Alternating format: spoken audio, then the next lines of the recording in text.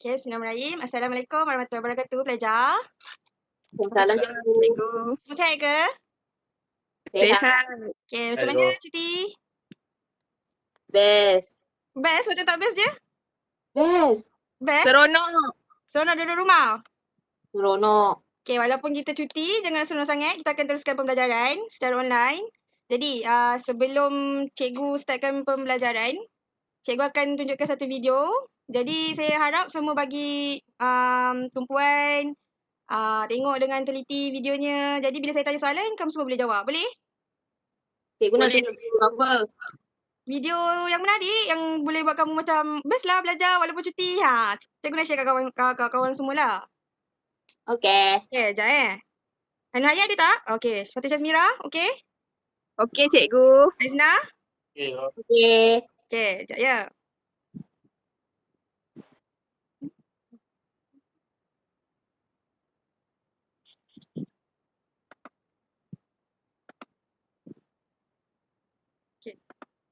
Okay, nampak tak? Nampak? Nampak muka sendiri. Nampak muka sendiri? Nampak Korea. Korea. Sekejap.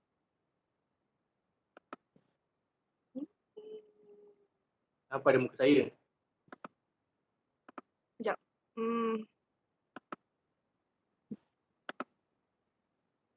Tu muka saya cikgu. Sekejap. Ya.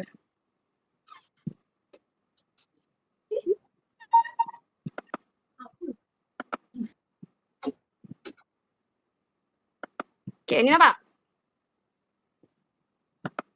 Nampak?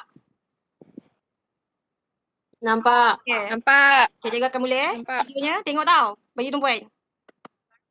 Okay, tengok.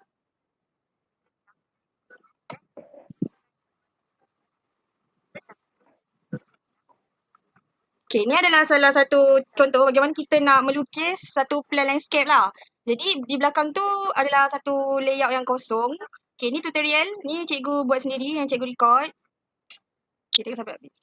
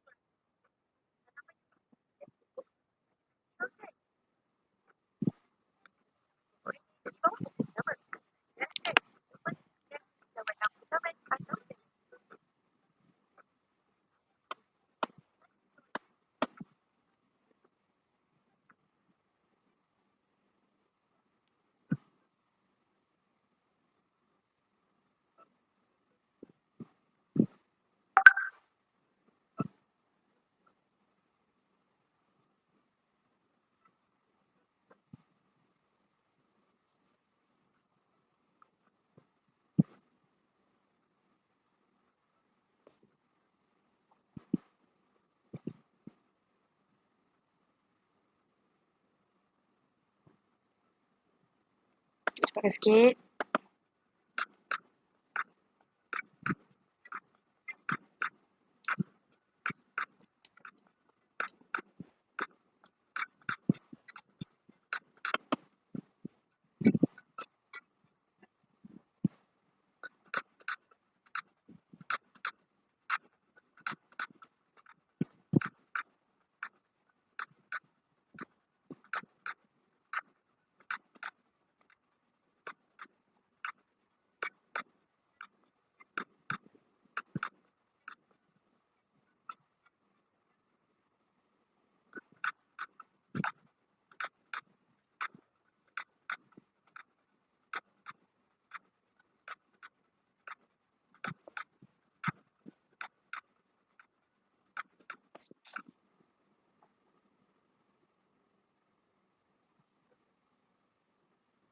Okay, pelajar.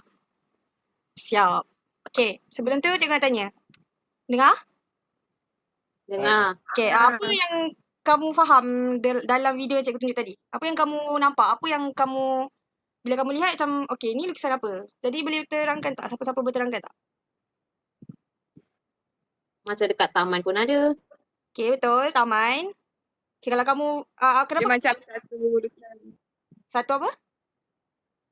Dia macam satu tempat macam ada landscape, ada pokok besar, ada pokok kecil. Betul, betul juga. Aina Ayat, Depan rumah. depan rumah. Betul juga. Depan rumah juga kita boleh klasifikasikan dia sebagai landscape lah. Sebab kita rumah pun memang depan rumah memang akan ada ruang kan. Macam ada taman, kita letak pokok. Lepas tu kita ada letak meja batu untuk duduk kan. So, okay awak faham lah. Hari ni kita akan belajar tentang landscape. Sekejap, ya. Okay. Okay. Jadi hari ni kita akan belajar tentang reka bentuk landscape. Okay, nampak? Nampak. Okay.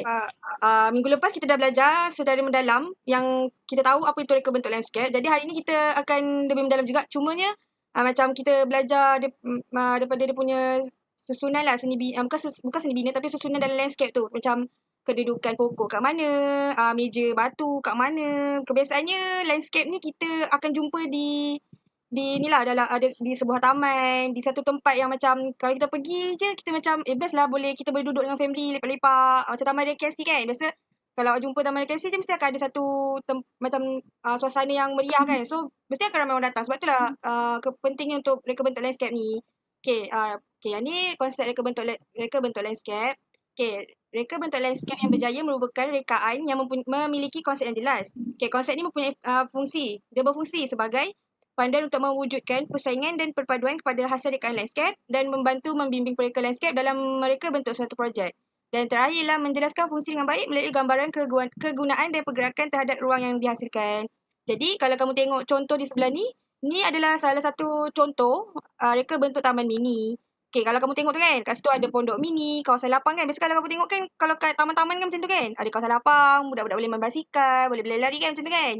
Okay, kalau kamu tengok kat situ pula ada pokok tinggi, pokok-pokok renek. Lepas tu ada jambatan, ada kolam ikan. Kita boleh kadang-kadang kalau kita pergi taman rekreasi, kita boleh bagi makan kat ikan. Jadi inilah gambaran dia sebenarnya sebelum terhasilnya satu landscape tu. Inilah sebenarnya gambaran yang kamu kena tahu dan kamu kena belajar.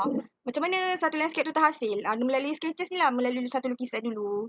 Okay, yang ni adalah prinsip asas reka bentuk taman mini. Okay, yang ni kena bagi perhatian tau. Nanti akan ada beberapa cikgu akan tanya. Okay, untuk prinsip asas reka bentuk mini yang pertama ialah keringkasan. Reka bentuk digubah secara ringkas, teratur dan mudah. Jadi bila kita mereka sesuatu landscape tu, kita ada kena mereka tu sesuatu idea tu dengan mudah dan teratur dan ringkas lah. Sebab bila satu tempat tu macam luas, contoh kalau satu taman tu kecil tapi semua benda kamu nak datang satu taman tu, mesti dia macam serabut kan. Kalau kamu nak datang pun macam maybe macam daripada segi pokok-pokok tu dia kena kurangkan yang pokok mana, macam meja tu kena ada kuantiti yang berapa, macam tu lah, kena ada ringkas. So lapang orang nak duduk pun selesa, nak berrekreasi selesa lah. Kalau padat sangat pun tak selesa. Okay, untuk penumpuan pula penting sebagai daya penarik. Yang ni pula senang cerita, contohlah satu taman tu kebanyakan banyak pokok, lepas tu tiba kamu ada jumpa satu tempat ni dan satu kawasan tu ada bunga-bunga. Jadi itulah daya penarik dia. So macam bila orang datang dua orang lepak kat situ macam cantiknya taman ni. Dia macam cantiklah bunga ni, macam sebenarnya menarik perhatian orang sebab suasana dia walaupun ada hijau, still ada warna lain juga. So menarik orang datang untuk rehat kat situ. Okay, seterusnya keanikaan. Sebab apa kita perlu dalam reka bentuk taman mini ni ada keanikaan, maksudnya kepelbagaian untuk mengelakkan rasa bosan. Jadi bila macam saya cakap tadi lah, kalau satu taman tu hanya ada pokok je, boring juga kan. Kalau pokok tu pokok sama je pun boring juga. So kita kena campur adukkan lah pokok-pokok tu. Jadi satu taman yang menarik. Okay, kalau turutan pula dihasilkan bagi menentukan arah pandangan melalui satu keadaan kepada keadaan yang lain secara berperingkat. Contohnya ni turutan pokok lah. Jadi macam kalau kamu tengok kan, kalau kat taman tu kadang-kadang ada pokok renek kan. Pokok renek kadang-kadang ada bentuk kan, macam bentuk kereta api. So dia susun lah ikut macam dari tinggi ke rendah. Itulah macam itu pun salah satu daya penarik juga untuk satu taman tu juga. Okay, seterusnya keseimbangan. Penanaman tumbuhan diseimbangkan melalui warna, bentuk dan saiz. Macam tadi cikgu pun cakap, pokok tu tak boleh satu pokok satu jenis dan saiz yang sama. So, kita pun macam boring lah taman ni. Boring lah tempat ni nak lepak kan. Kalau kamu sendiri suka yang macam mana? Kalau pergi satu taman tu, apa yang kamu akan tengok? Pak Izna. Contoh tempat tu apa yang macam, contoh kan kalau kamu pergi taman rekreasi. Okay, kamu suka tengok pokok-pokok yang pelbagai ke atau yang sama saja? Mesti yang pelbagai kan? Yang pelbagai. Macam nampak Sebab bunga nak cantik. pelbagai colour. Lagi? Ke orang ada jual aiskrim. Jual aiskrim? Alamak. Okey, itu pun daya penarik juga. Tapi orang jual aiskrim takkan tentu ada kat situ. Jadi ni kita fokus untuk kawasan tu dulu. Lagi apa lagi yang awak rasa kalau awak pergi satu tempat tu menarik? Macam okey, kita fokus tu taman lah. Kalau kita pergi taman, contoh taman permainan tu tasik. sendiri ada landscape. Ada Dengan tasik. bunyi burung. Betul, ada tasik betul. Ada bunyi burung, betul. Macam tenang kan, ada duduk dengan family Mira. Sis Mira? Tak tahulah. Tak tahu. Alah, mestilah ruang tu tenang lah saya rasa kan. Macam dia seimbang daripada pokok tu tak terlalu banyak. Kat situ mungkin ada gazebo kan macam tu kan. Okay, untuk skala pula, untuk pemilihan elemen sepadan dan keadaan sekeliling dan keseimbangan antara saiz tumbuhan dan tumbuhan lain dan keseluruhan ruang. Jadi skala ni adalah bila kita cakap kawasan lah. Kalau kawasan tu kecil, takkan kita nak, kita kena fikir untuk kawasan. Kalau kawasan tu kecil, takkanlah kita semua benda nak letak kan. So kita kena fikir dulu pemilihan elemen tu macam pokok, macam gazebo tu adalah penting lah. Sebab tu lah skala tu kita adalah salah satu prinsip asas yang paling penting lah antara yang dalam prinsip asas reka bentuk taman mini ni untuk menghasilkan taman mini. Okay, ini adalah contoh-contoh tumbuhan. Ini dah simbol renek, pokok-pokok renek lah pelbagai jenis. Ini adalah daripada sudut pandangan atas tau. Kalau kamu tak faham, kejap aku jelaskan dia pandangan daripada sudut atas. Kini pun daripada sudut pandangan atas. Segi bila kita dapat satu idea landscape tu, kita tengok atas, kita hanya nampak ni je lah atas pokok tu corak dia macam mana. Okay, ni adalah pokok palma.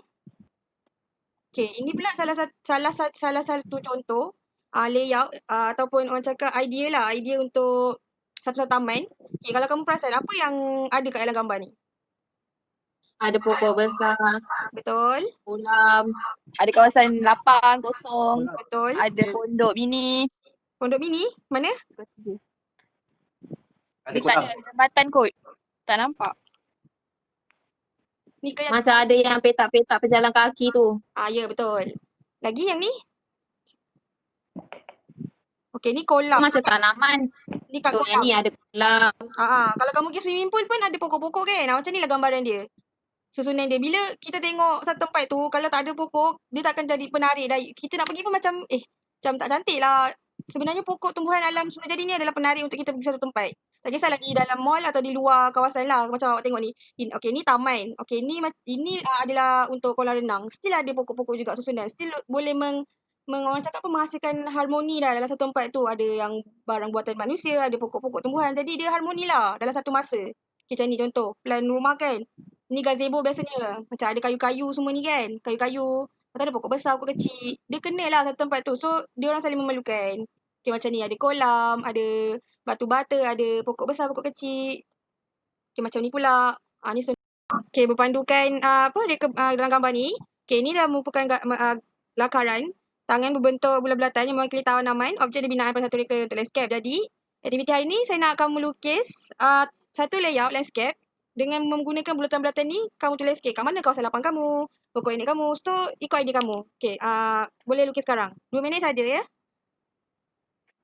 2 minit saja. Okay, cikgu. Okay, Baik. Kalau masa dah habis bagi tahu. baik.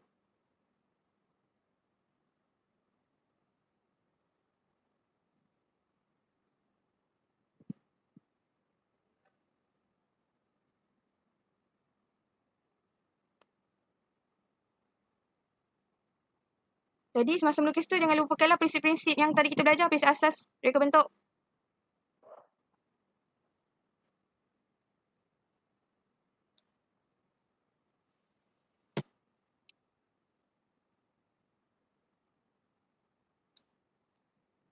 Seminit saja lagi belajar.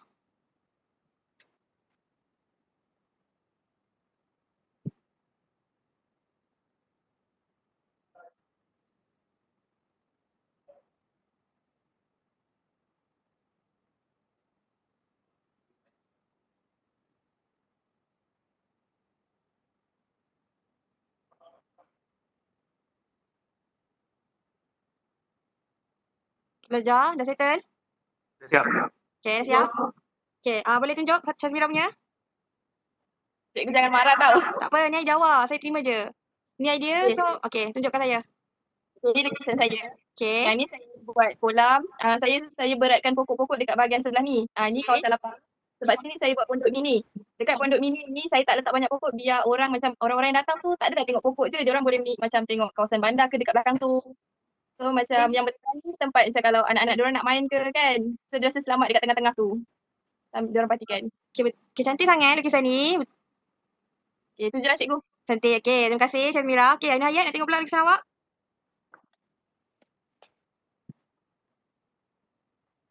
Aina Hayat, Ni cikgu.